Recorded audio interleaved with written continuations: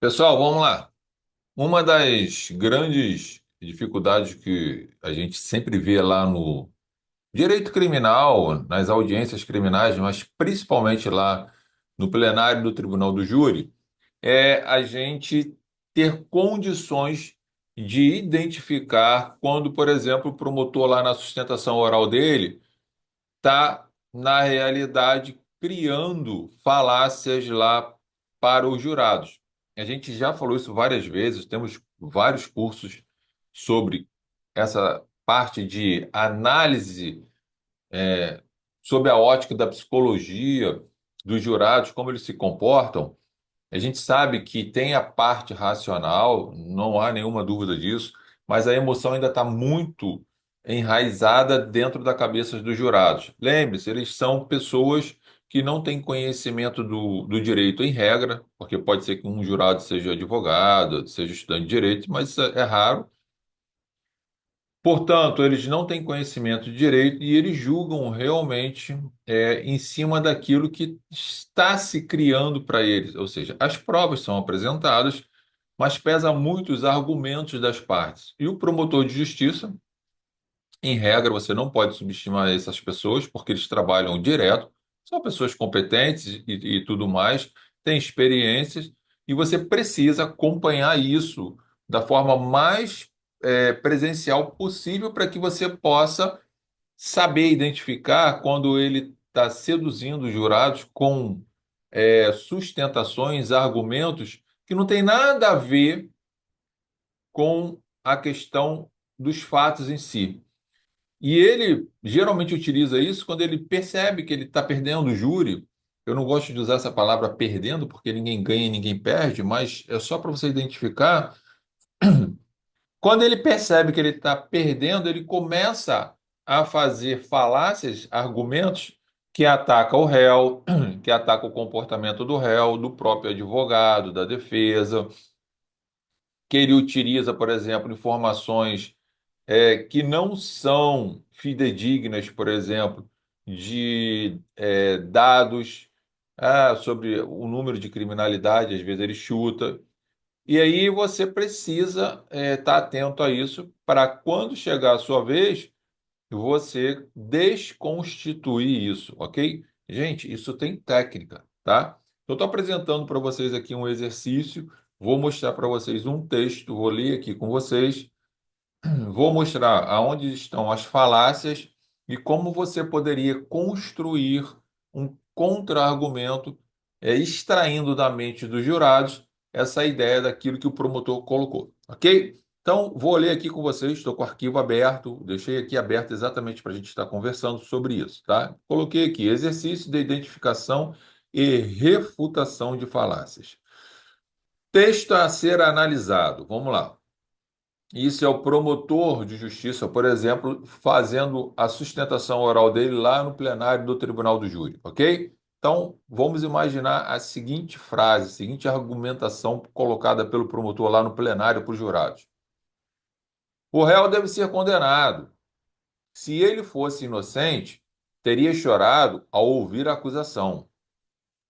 Além disso, pessoas da vizinhança disseram que ele sempre foi estranho.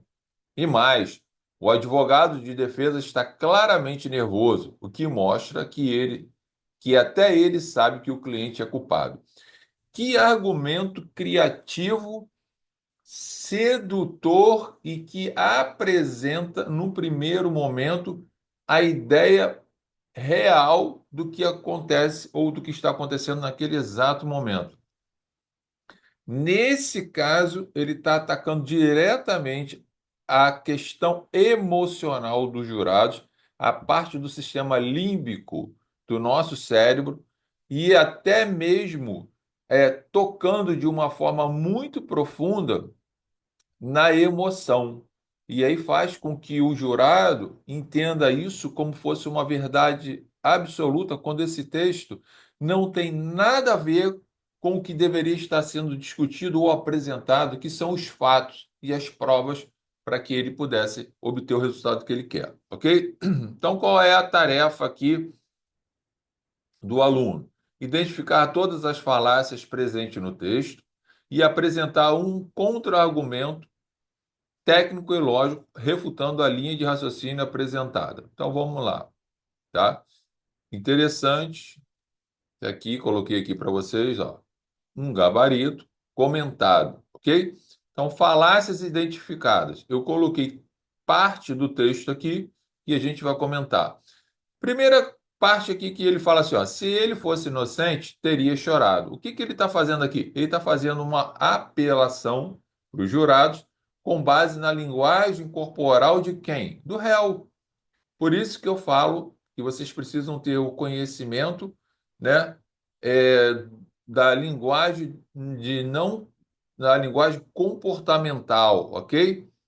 Do réu, dos jurados, das testemunhas, do próprio promotor, para você poder identificar quando ele está falando a verdade, quando ele está blefando e por aí vai. Então, aqui, o promotor, quando ele fala assim, ó, se ele fosse inocente, teria chorado. Ora, gente, isso é uma falácia, porque ele está fazendo uma apelação para os jurados e está mostrando para os jurados o seguinte, ó, a linguagem corporal do réu demonstra frieza, portanto, corrobora com a ideia da prática do crime do que eu estou apresentando para vocês. Só que ele faz isso porque os jurados não têm um entendimento que não tem nada a ver uma relação com a outra. Muitas pessoas têm comportamentos diferentes quando estão passando por problemas ou quando estão numa situação exposta e elas podem ficar retraídas e não expressar a sua emoção tal como chorar, ok? Então, como que você poderia, como que você, daqui a pouco eu vou mostrar para vocês como nós vamos fazer isso.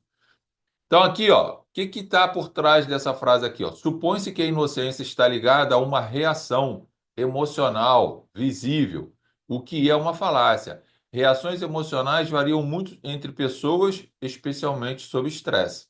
Então, é o que eu acabei de falar. Ele está tentando, na realidade, fazer um elo de frieza pela prática do crime com o comportamento do réu. Gente, isso é realmente técnica e vocês precisam conhecer e identificar isso. Por que que eu preciso identificar isso, Brito? Porque eu, quando estiver no meu momento de fazer minha sustentação oral, eu tenho que refutar isso. E vou refutar para os jurados para que eu consiga apagar da memória deles, ou pelo menos fazer eles raciocinarem, confrontarem as duas ideias para tomar a decisão que eles querem tomar. Se você não combater isso, isso vai se tornar uma verdade que na realidade é uma mentira proposta pelo promotor através dos seus argumentos. Isso é técnica.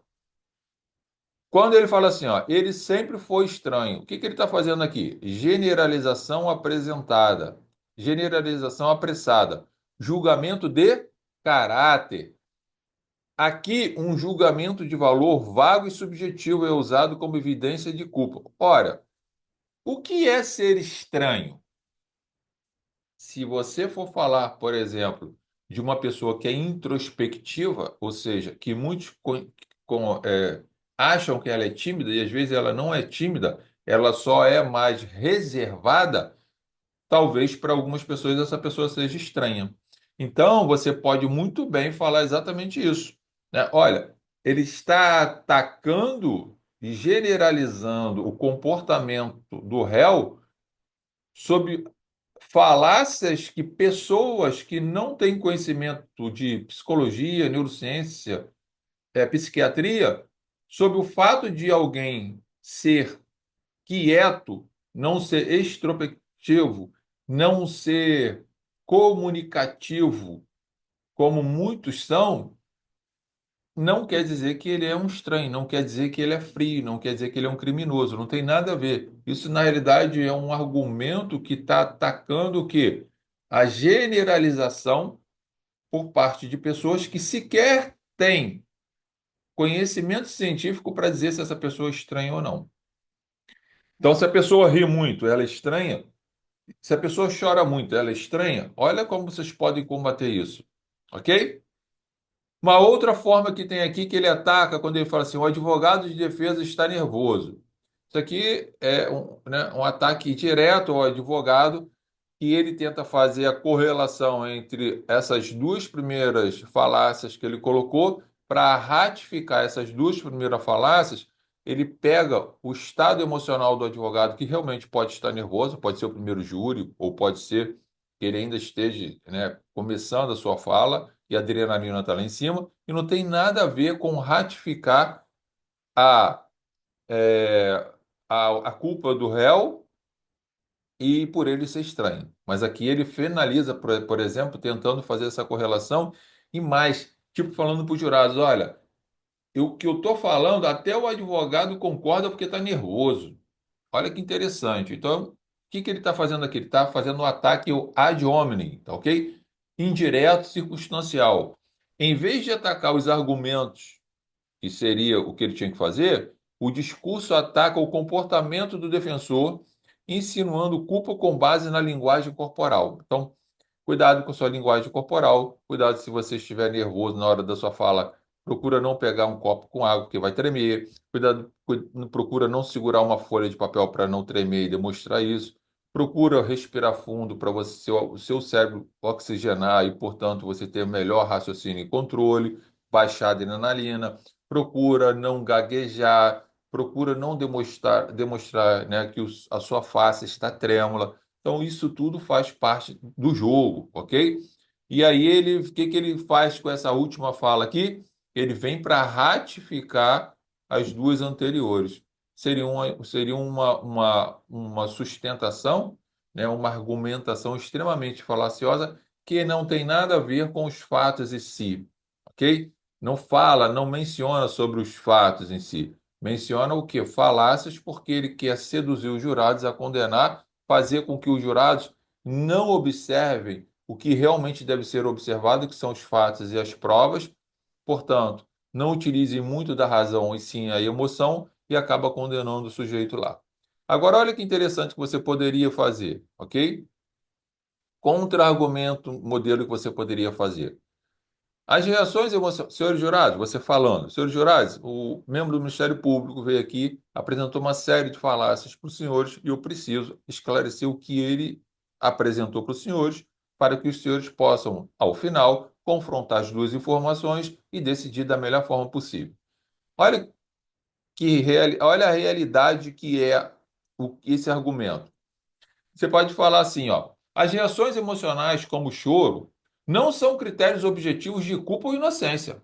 Quando o promotor menciona que o réu não chorou, isso não é um critério objetivo e muito menos científico para dizer que ele é culpado ou inocente, ok? Então, o que que ele está fazendo aqui, senhores? Ele está tratando de uma falácia para tentar atacar a figura do réu.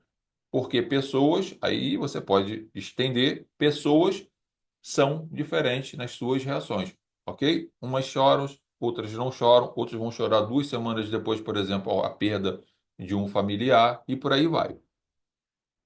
Além disso, parecer estranha é uma avaliação subjetiva e preconceituosa, sem qualquer valor jurídico. Olha que interessante, você já descarta.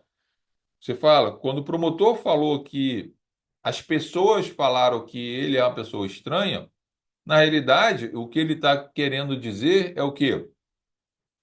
Trazer o preconceito de uma pessoa que às vezes é reservada, ou se ela fosse muito sorridente, ok? Então, isso são informações de terceiros que sequer possuem condições técnicas para que pudesse realmente chegar a essa conclusão. Isso é uma verdadeira falácia. É ataque à pessoa para tirar o foco dos senhores sobre os fatos e as provas que levam à absolvição do réu. Olha que interessante.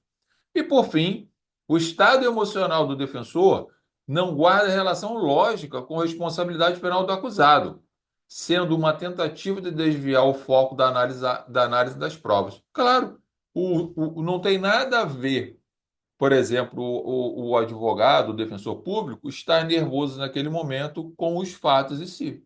Tem nada a ver. E aí você vai discorrer sobre esse assunto, ok? Então, o que que a gente conseguiu fazer aqui na realidade? Ó? Uma refutação ao apelo à emoção. Reações emocionais variam entre indivíduos e não constituem evidências legal válida. fizemos uma refutação da generalização, julgamentos subjetivos de caráter não têm valor probatório no sistema jurídico, e refutação do ad hominem, o estado emocional do advogado é irrelevante para determinar a culpabilidade do réu.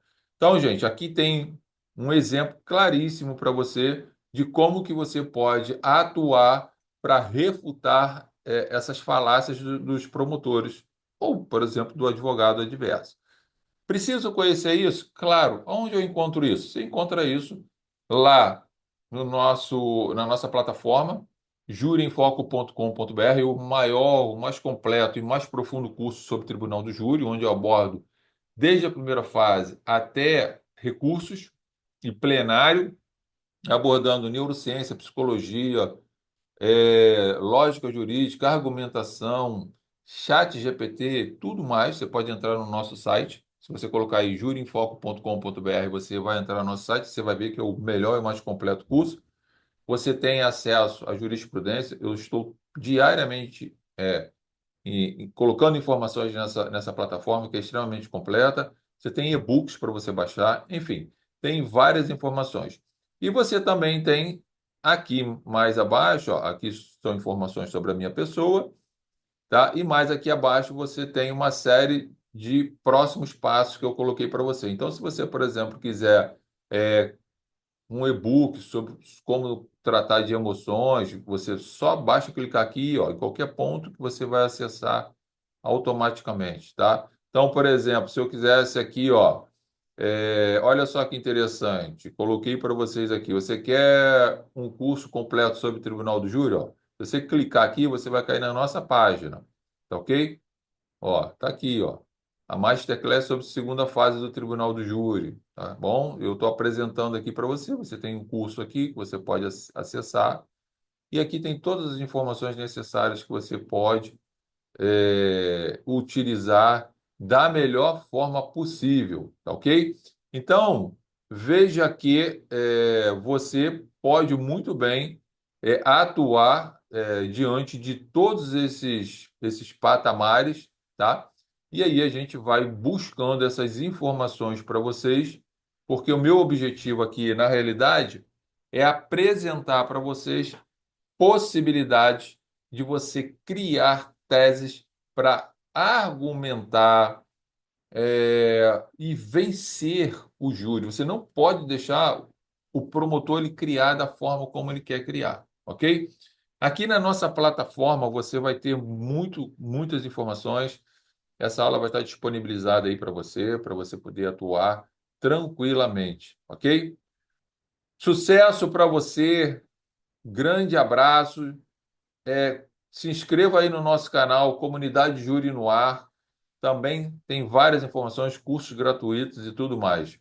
A gente se vê logo. Grande abraço.